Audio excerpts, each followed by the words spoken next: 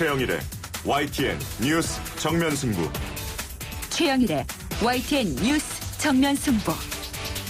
최영일의 YTN 뉴스 정면 승부. 네, 비 내리는 월요일 저녁 하루 잘 보내고 계십니까? YTN 뉴스 FM 뉴스 정면 승부 최영일입니다. 불의 고리. 어제 오늘 이 단어가 이슈의 중심에 섰습니다. 태평양의 여러 섬, 북미와 남미 해안 지역을 잇는 고리 모양의 지진 화산대를 가리키는데요. 바로 이곳에 속한 일본과 에콰도르에서 연이은 강진이 발생하자 심상치 않은 움직임을 두고 여러 분석이 나오고 있습니다. 오늘 뉴스 정면 승부에서는요, 일본과 에콰도르에서 각각 발생한 지진의 특징과 연관성을 짚어보겠고요. 한반도는 과연 안전한지 이 부분도 함께 짚어보겠습니다. 더불어민주당의 당권 경쟁이 본격화되고 있는데요. 인천 계양 을 선거구에서 4선에 성공한 송영길 당선자, 3부에 연결해서 당권 도전 등 현안에 대한 입장 들어보겠고요. 국민의당의 총선을 성공적으로 이끈 주역 가운데 한 분이죠. 이상돈 전 공동선대위원장도 만나보겠습니다. 향후 국회에서 국민의당의 역할과 임시국회 전망, 야권 통합과 관련된 얘기 나눠보겠습니다. 뉴스 정면 승부 지금 시작합니다.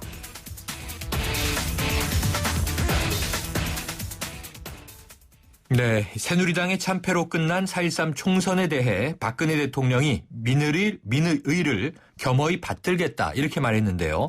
박 대통령의 국정 운영 방식이 변화될지 주목받고 있습니다. 추은호 YTN 해설위원과 함께 알아보겠습니다. 안녕하세요. 예, 안녕하십니까. 자, 여소야대를 낳은 총선 결과에 대해서 박근혜 대통령이 민의를 받들겠다.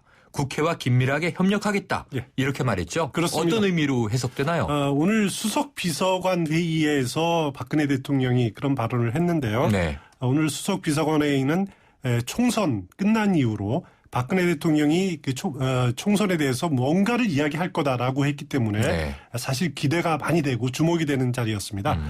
오늘 민의라는 표현을 두 차례나 사용했습니다. 네. 국민의 민의가 무엇인지 생각하는 계기가 됐다고 생각한다. 네. 그리고 앞으로 국민의 민의를 겸허하게 받아들여서 뭐 이렇게 두 차례나 표현했고요. 네.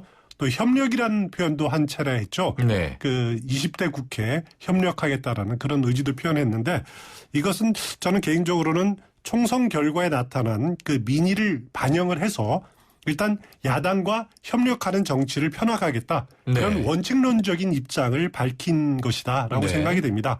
그 박 대통령으로서는 총선에서 나타난 그 성난 민심 그걸 인정하고 받아들이고 그 민심에 따라서 그 야당과 협력의 필요성을 언급한 거다라는 거고요.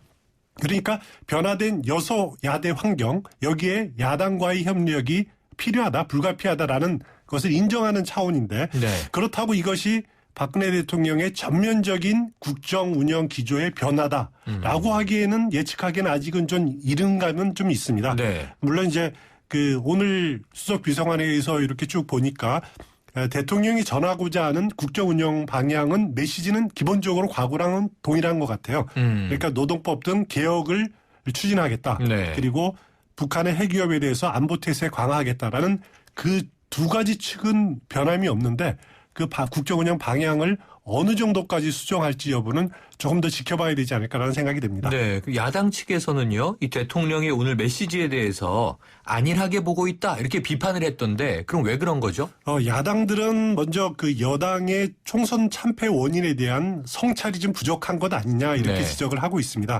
그러니까 민의가 무엇인지를 생각하는 계기가 됐다라고는 표현을 했지만은 참패에 대한 입장이 분명하지 않다. 네. 그러니까 반성과 사과가 빠져 있다라는 거죠. 네. 또 그 총선이라는 것은 어차피 현 정부에 대한 중간평가적인 그런 의미가 있는데 이 부분을 명확하지 않고 피해가지 않았느냐라고 야당은 지적하고 있습니다. 네. 그리고 국정쇄신에 대한 그런 의지를 명확하게 하지 않았다라는 점도 지적하고 있는데요. 네.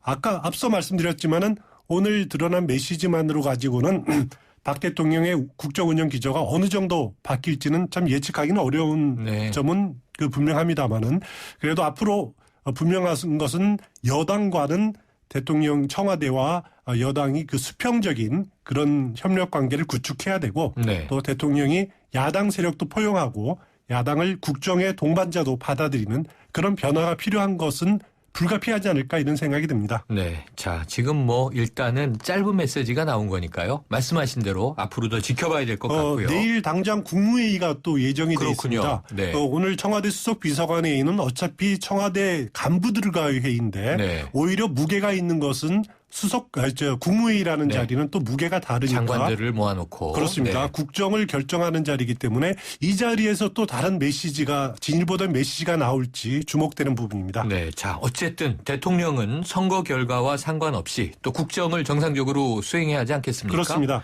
자, 청와대가 이 박 대통령이 다음 달에 이란을 국빈 방문한다 이렇게 발표했는데 이런 맥락에서 봐야겠죠? 그렇습니다. 박근혜 대통령으로서는 흔들림 없이 국정을 수행하겠다라는 메시지를 이런 이란 국빈 방문을 하겠다라는 것을 통해서 청와대는 밝힌 것이 아닌가 생각이 됩니다. 네. 그 5월 1일부터 5월 3일까지 국빈 방문인데요.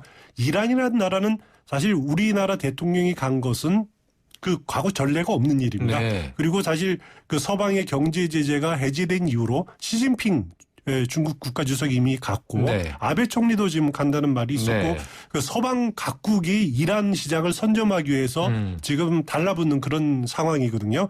사실 이란이란 나라 하면은 우리가 알고 있는 것이 상당히 부정적인 이미지가 많습니다. 네, 네. 시아파 종주국 또 핵 개발 그리고 어떻게 보면은 폐쇄적인 이슬람 국가 네. 또 우리 또 축구하고의 우리가 짝 꺾기 그렇죠. 힘든 라이벌 그렇죠. 이런 이미지만이 많은데 사실 이란이라는 나라는 인구 8천만이나 되는 거대 국가고요. 네. 원유 매장량도 뭐 세계 몇 위, 2위, 3위 정도 될 정도로 네. 그 막강한 나라입니다. 그리고 그 시장도 무궁무진하고요. 또 무엇보다도 한국을 굉장히 좋아하는 네. 나라입니다. 제가 4년 전에 이란을 한번 방문한 적이 있는데요. 가셨군요. 예, 그때 마침 그 한국 드라마가 네. 그 방영이 됐는데 송일국 씨가 주연한 드라마인데 네. 거의 시청률이 90% 나올 정도로 아하. 그렇게 한국을 무척 좋아하는 나라입니다. 단적인 예로 이란이 서방 제재 받기 전에 이란의 가장 큰 상업은행이 멜라트 은행이라고 있었습니다. 네. 그 멜라트 은행이 해외 지점을 가지고 있는 나라가 단 3군데밖에 없었는데 네. 서울 지점이 있었죠. 아, 그렇군요. 지금 뭐 폐쇄됐다가 아마 지난달쯤에 영업 재개를 네. 한 걸로 알고 있는데 그 정도로 한국을 중시하고 사랑하는 나라입니다. 그리고 우리 기업의 투자도 엄청나게 많고 가전시장은 거의 50% 이상을 LG와 삼성이 점유하고 있는 그런 시장인데 그런 시장을 우리가 선점하는 게 굉장히 중요합니다. 서방 그 제재 중에는 중국이 거의 네. 대체 역할을 해왔는데 지금이라도 대통령이 나서서 경제인들과 더불어서 이란 시장을 확보한다라는 것은 뭐 단순하게 대통령의 국정 수행 차원이 아니라 위기에 처한 한국 경제 네.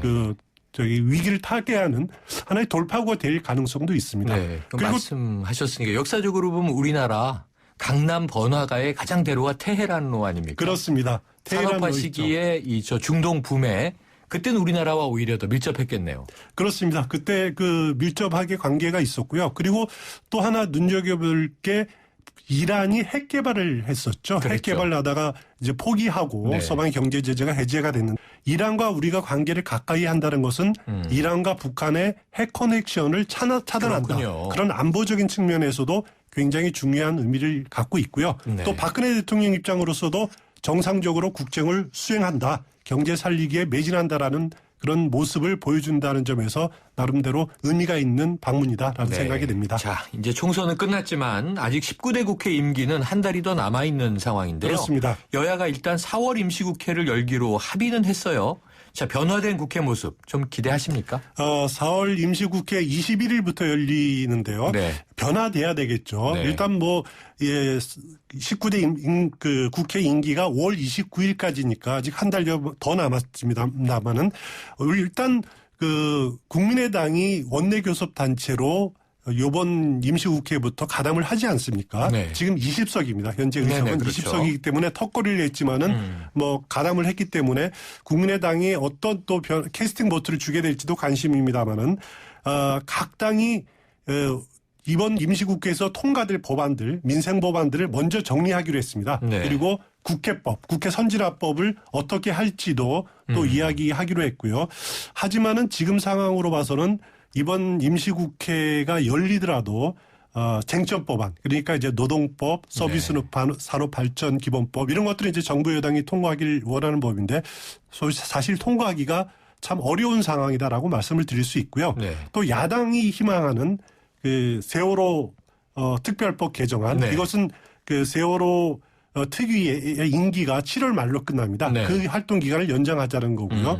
그리고 국정교과서 폐기 결의안 이런 문제들을 또 야당들은 들고 나올 거고 새누리당은 여기에 대해서 또 반대 입장을 할 거고 그래서 그 4월 임시국회도 순탄치 않게 끝날 가능성이 지금으로서는 이제 높아 보입니다. 네. 자, 오늘 국회의장과 여야 3당 원내대표 회담을 보니까요. 확실히 국민의당 몸값이 확 올라간 게 느껴지던데요. 그렇습니다. 국민의당은 캐스팅 보터를 떠나가지고 리딩 파트가 되겠다. 전국을 주도하는 정당이 되겠다. 이런 의지를 밝히고 있는데요. 먼저 오늘 그 3당 원내대표 회담에서도 주승용 원내대표를 서로 이렇게 새누리당, 더불어민주당 할 것 없이 이렇게 우선시하는 그런 모습을 좀 보였습니다. 먼저 그 모두 발언이라고 해서 제일 먼저 하는 발언에서도 제일 먼저 발언한 사람이 주승용 원내대표였고요. 그리고 회담이 끝난 뒤에 기자들한테 그 결과 발표를 할 때도 주승용 원내대표가 가장 먼저 발언을 하는 그런 모습을 보여줬습니다. 앞으로 이런 모습들이 20대 국회까지 계속 이어질지 그래서 국민의당이 캐스팅 보터 역할을 정말 그 재밌게 해나갈지 아주 정치 그 보는 사람으로서는 주목해서 볼 대목입니다. 자, 이제 시작된 3당 체제 계속 지켜봐야 되겠습니다. 오늘 소식 감사합니다. 감사합니다. 지금까지 추은호 YTN 해설위원이었습니다.